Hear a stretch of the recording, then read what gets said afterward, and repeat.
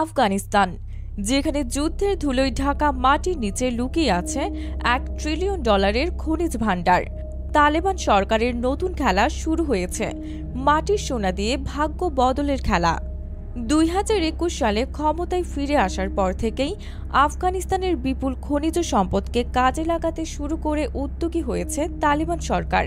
শুধু অর্থনীতির চাকা ঘোরানো নয়, এই সম্পদকে তারা ব্যবহার করছে আন্তর্জাতিক অঙ্গনে নিজেদের অবস্থান দৃঢ় করার কৌশল হিসেবেও।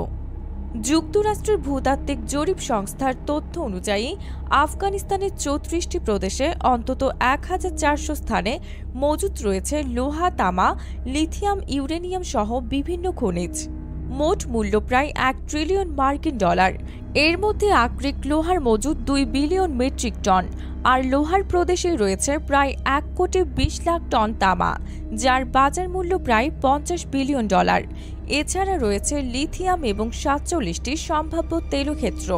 এই সম্পদ কাজে লাগিয়ে এখন পর্যন্ত আফগানিস্তান প্রায় $10 বিলিয়ন অভ্যন্তরীণ বিনিয়োগ এবং 7 বিলিয়নের দেশি বিদেশি সরাসরি বিনিয়োগ এফডিআই আকর্ষণ করেছে।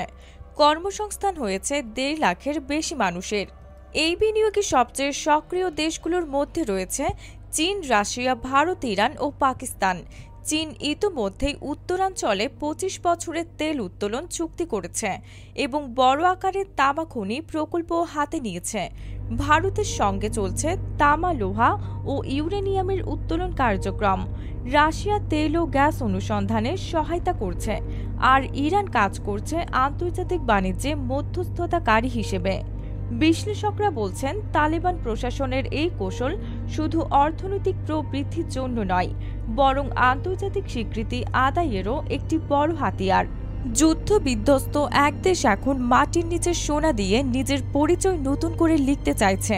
আফগানিস্তান কি পারবে এই খনিজ সম্পদের জোরে ভাগ্যের চাকা ঘোরাতে? উত্তর দেবে সময়। আফগানিস্তানের এই কৌশল কি সফল হবে বলে মনে করেন? আপনার মতামত জানান কমেন্টে। আর এমন বিশ্লেষণ ও আন্তর্জাতিক খবর পেতে আমাদের চ্যানেলটি সাবস্ক্রাইব করুন। ভিডিওটি পছন্দ হলে লাইক ও শেয়ার করতে ভুলবেন না।